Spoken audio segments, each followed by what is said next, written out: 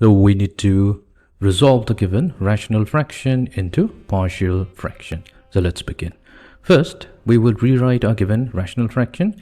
Here we have x minus 2 divided by, in the denominator we have 1 minus x squared. Now 1 minus x squared, that can be also factorized to get 1 minus x times 1 plus x. So we have 1 minus x multiplied to 1 plus x multiplied to 1 minus 2x.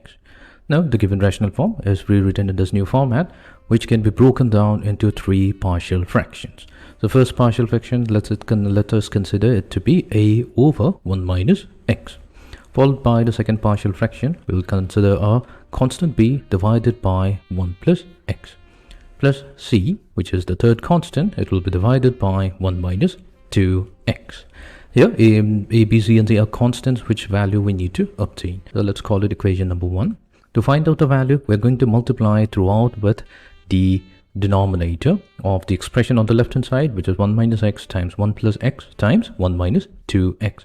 This is going to give us the value x minus 2, which will be equals to, now we have these three factors divided by 1 minus x, so we're going to be left with 1 plus x multiplied to 1 minus 2x whole multiplied to a, plus the second term. The second term is going to be 1 minus x multiplied to 1 minus 2x multiplied to b, and the third fraction is going to be 1 minus x multiplied to 1 plus x multiplied to c.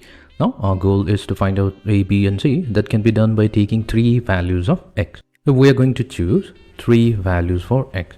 So let x be, so we're going to choose x in such a way such that the second term and the third term goes to 0.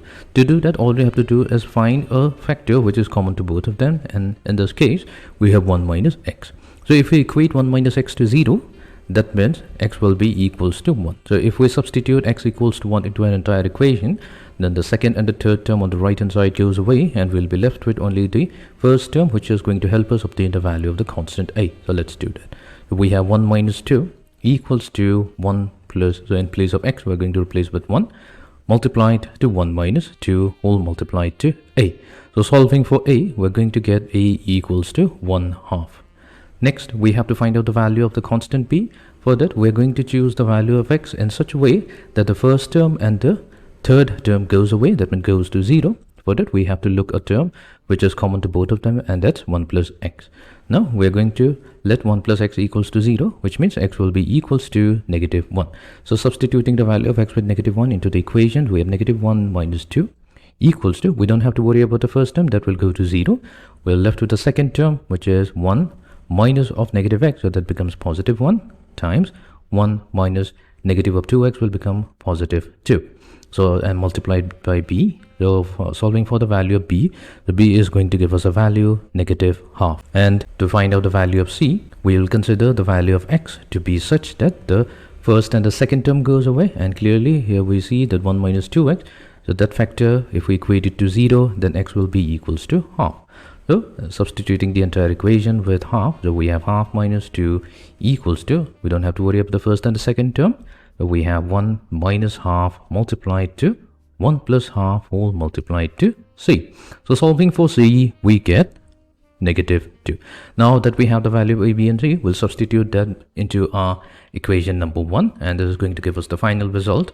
So that means x minus 2 whole divided by, so we have 1 minus x times 1 plus x, which is nothing but 1 minus x squared whole multiplied to 1 minus 2x. So this will be equals to the first term, the first partial fraction, so that will be 1 over 2 times 1 minus x. Then the second partial fraction will be negative 1 divided by 2 times 1 plus x. And the third term is going to be negative 2 divided by 1 minus 2x. So this is how we have resolved the given rational fraction into three partial fractions.